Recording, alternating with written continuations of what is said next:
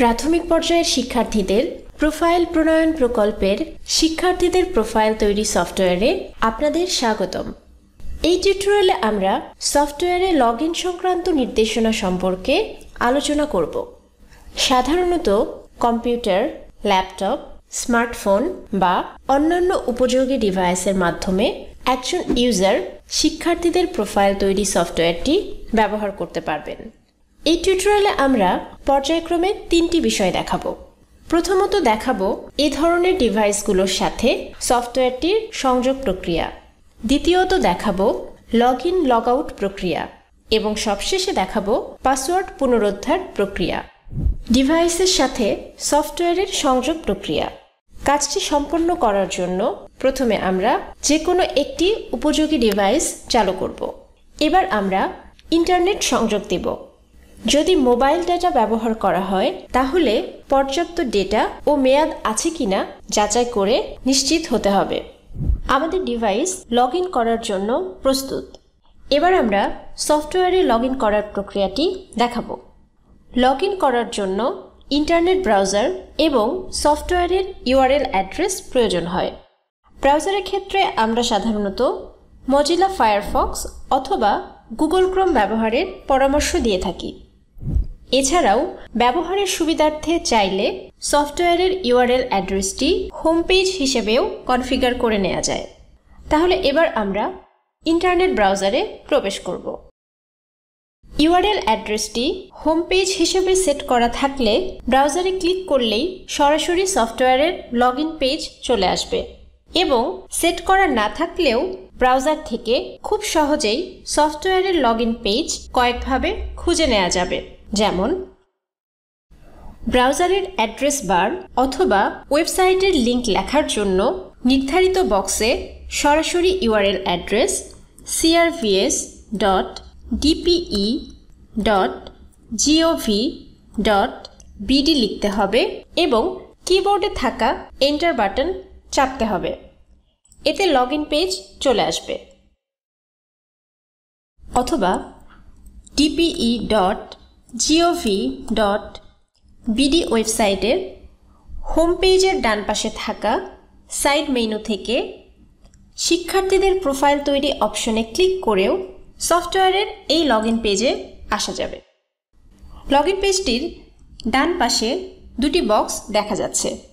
প্রথম বক্সটি দেওয়া হয়েছে ইউজারের ইমেইল অথবা মোবাইল নাম্বার লেখার জন্য এবং অপর বক্সটি দেওয়া হয়েছে পাসওয়ার্ড লেখার জন্য। এখানে উল্লেখ্য যে প্রাথমিক শিক্ষা অধিদপ্তর থেকে প্রত্যেক IPE/MIS সফটওয়্যার ব্যবহারকারীকে একটি ইমেইল অথবা ফোন নাম্বার এবং পাসওয়ার্ড সরবরাহ করা হয়েছে। সেক্ষেত্রে শিক্ষার্থীদের প্রোফাইল তৈরি সফটওয়্যারে লগইন করার জন্য তাদের আলাদা ইউজার আইডি ও পাসওয়ার্ড প্রয়োজন নেই। প্রতিটি ইউজার তার প্রাথমিক শিক্ষা অধিদপ্তরের IPE/MIS সফটওয়্যার ব্যবহারের জন্য নির্ধারিত আইডি ও পাসওয়ার্ড ব্যবহার করেই এখানে লগইন করতে পারবেন। সেক্ষেত্রে এবার ইউজারকে তার জন্য নির্ধারিত ইমেইল অথবা মোবাইল নাম্বার ও পাসওয়ার্ড পর্যায়ক্রমে প্রয়োজনীয় বক্সে লিখতে হবে। সব শেষে লগইন করুন বাটনে ক্লিক করলেই সফটওয়্যারে প্রবেশ করা যাবে। সফলভাবে লগইন হওয়ার পর তথ্য সম্বলিত একটি ড্যাশবোর্ড দেখা যাবে। কাজ শেষে ইউজার সফটওয়্যার থেকে লগ আউট করতে চাইলে হোম পেজের একদম ডানে লগ আউট বাটন ক্লিক করলেই ইউজার লগ আউট হয়ে যাবে। এখন লগইন করার সময় যদি ইমেইল অথবা মোবাইল নাম্বার এবং পাসওয়ার্ড যে কোনো একটি ভুল প্রবেশ করানো হয় তাহলে উপরে একটি লাল রঙের অ্যালার্ট প্রদর্শিত হবে। আমি ভুল তথ্য প্রবেশ করে দেখিয়ে দিচ্ছি।